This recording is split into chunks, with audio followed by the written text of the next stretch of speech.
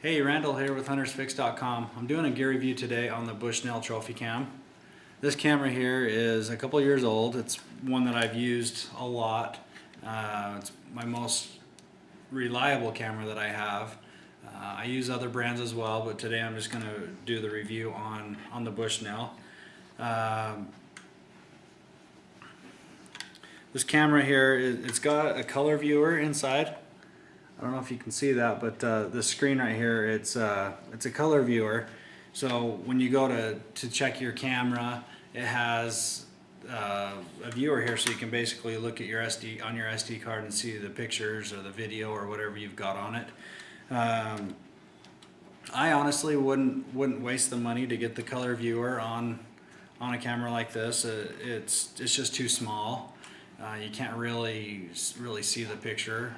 So I'd recommend just going with this one here runs $229.99.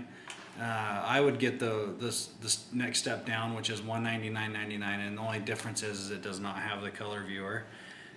What I do when I'm out in the field is I will take my digital camera with me, and I'll just pull the SD card out and I'll put it in the SD card in my digital camera, and I can review the pictures or video real easy. Another great thing about these cameras is they're really small. I can fit two, three, four of these in my pack and not even know that they're in there.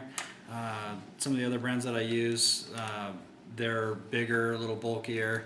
So it just kind of depends on what you're using them for. If you're going to take your camera out and go on a long hike and things like that, you're going to want something that's going to be as light a weight as possible. So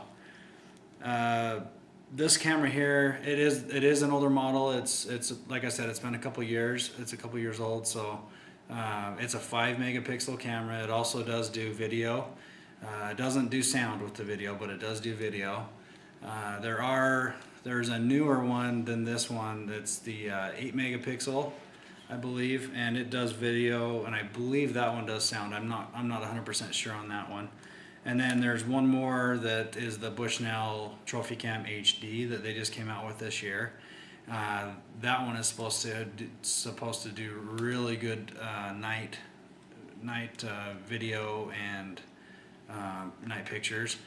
I've actually got one of the HDs, and I'm doing a review on that one as we speak. So I should have something up for everybody here probably in the next couple months on the HD model. The only downfall to this camera that I've found is the night photos are not the best. They're good, but they're just not. I mean, if there's an animal that's 20, 30 feet away from the camera, it just doesn't pick it up very well. They have to be pretty close, 10, 15 feet for the detail of the animal to really be there. Another thing with these cameras that I've noticed is I used to set my setting on high all the time because I thought, I want any little movement that's gonna set the camera off, because it could be a deer or an elk or whatever. But I've actually, this year, I changed my settings to normal instead of the high, and that it really saved my battery life, and my SD card wasn't near as full. The reason it was full before and I was losing battery life was because it was catching, when the wind would blow, it'd catch every little branch blowing, that kind of thing. So a normal setting on these is really good. They've got really good really good sensors on them. So another thing, this has the LEDs in here. That's what lights up at night. It's not a bright light, it's just a glowing red, which has been said not to scare game. Other cameras have like a flash on them, and some people say it scares game. So I don't know if that's necessarily true, but I like the LEDs just because at night, here in Utah, we've had some trouble with theft on cameras. With these red glowing lights, it's less likely that people will see them over a flash if they're walking by. So But as far as the camera goes, overall, it's a great camera. It only takes 8 batteries to run it. They say it'll last a year, 12 months on a set of batteries. I can vouch for that. It does take a long time to drain the batteries. I've never actually drained a pair of batteries out of these yet. I typically leave my cameras up for 4 months, 5 months, and then I take them down. So I haven't tested out the year thing, but I've never ran out of battery on my cameras.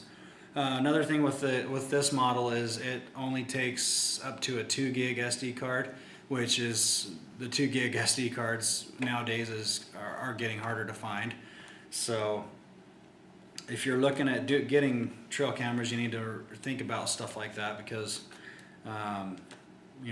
if you can't get an SD card for it, then there's no point in getting it.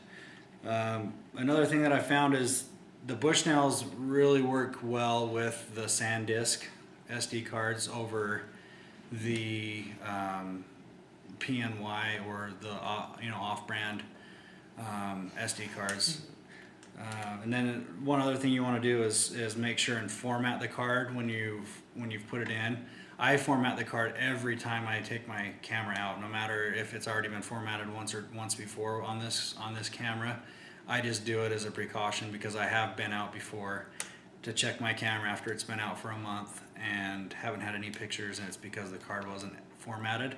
So it doesn't hurt anything to format the card. It's just one extra step, and knowing that your camera is going to be reliable and it's going to do what you want it to do. So the Bushnell Trophy Cam is by far my favorite camera, and I'd highly recommend it to anybody. So that's my review on the Bushnell Trophy Cam. Stay tuned for our next one. huntersfix.com.